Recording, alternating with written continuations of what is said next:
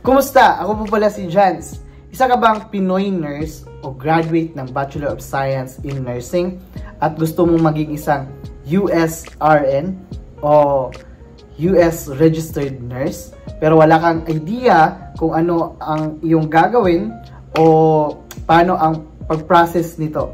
Kaya pag-usapan natin yan sa video na to. So just stay tuned and watch this video.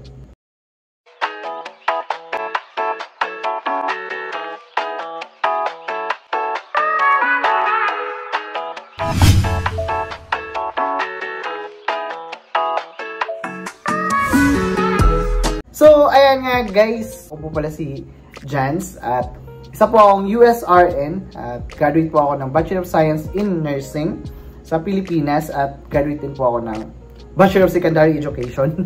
So, isang nurse at slash teacher. Nung dumating kami dito sa US, maraming nagsabi na why don't you try to take NCLEX RN. Kaya, salamat sa Diyos, nabigyan tayo ng pagkakataon na pumasa. At nakuha ko na din agad yung license ko kasi may documents na ako dito sa US. Kaya madali na lang yung process.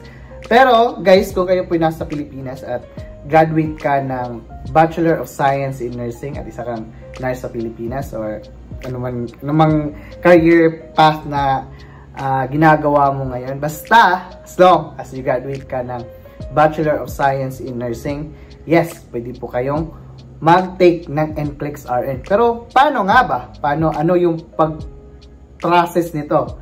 Alright? So, kung graduate ka ng Bachelor of Science in Nursing or BSN, pwede kang eligible ka para guys mag-apply muna. So, bakit? Bakit mag-apply? So, sa US guys, meron siyang 50 states. Alright? So, mag-research ka, so yung ano guys is yung dapat mong gagawin, una is research kung anong state yung gusto mong applyan. Alright? Apply muna guys kasi dapat ka munang mag-apply sa tinatawag na Board of Nursing sa isang state. Alright? So sa 50 state, hanap ka ng state na gusto mong pag-applyan. Alright?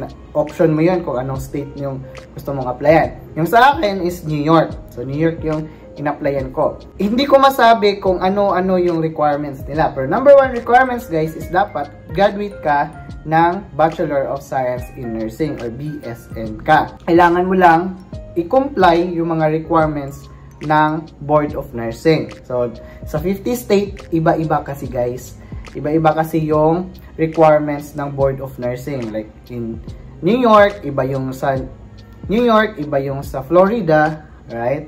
So, iba yung sa New Mexico, alright? So, i-check nyo lang. So, that's the time na pwede mag-research kayo kung ano yung requirements nila kasi marami po yun. Kaya, it will take time. Hindi po siya a day agad ma-approve. So, yung sa akin, nung nag-apply ako sa New York, it will take time na around 3 months, 3 to 6 months, ganun.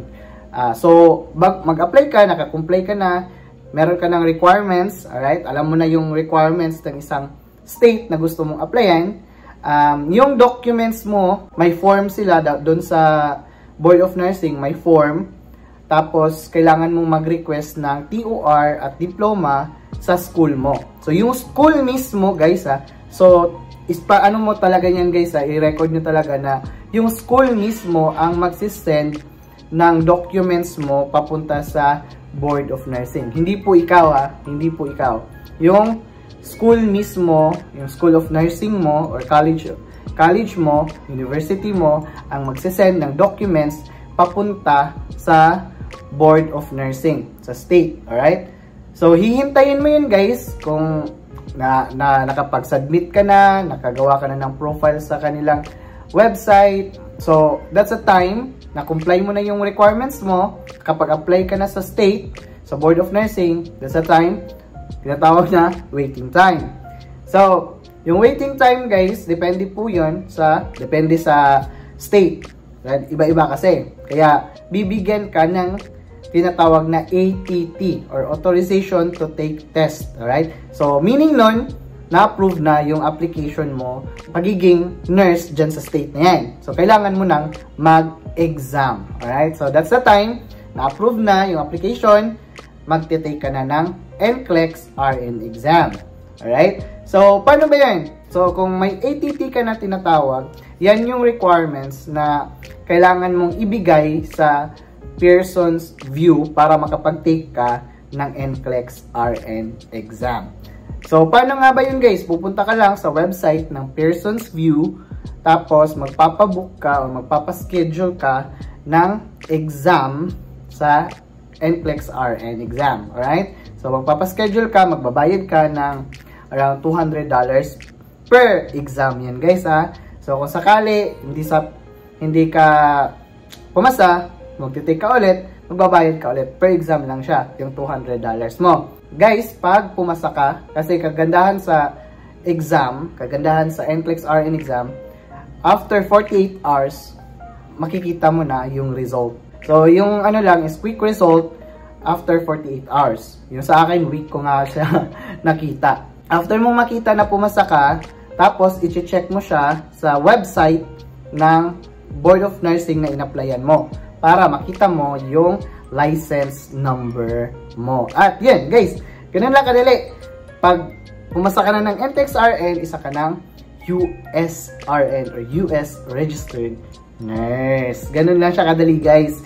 Kailangan mo lang mag-apply, mag-take ng NCLEX RN exam, at pumasa ng NCLEX RN exam para maging isang USRN. Alright? So, yun lang po. Sana po nakatulong tong video na to at naintindihan nyo kung paano mag-apply, paano maging isang USRN. Saka guys, huwag nyo pong kalimutan, i-research nyo lang po yung anong state yung apply nyo kasi iba-iba yung state. License sa isang state, like sa akin, may New York na ako, pwede ka nang magpa-endorse kung saan ka. Like, sa akin, nagkumuha na din ako ng Florida license. So, dalawa na yung license ko. At pwede kung gagamitin ko sa ibang state, pwede naman ako mag-apply. License, tawag siya na license by endorsement. So, yun, ganun lang siya kadali guys. At isa ka ng USRN. So, maraming salamat po sa pagsama ngayon. At huwag niyo po kalimutan na isubscribe po yung ating YouTube channel, Jan's Vlogs. At follow niyo po ako sa ating Facebook page,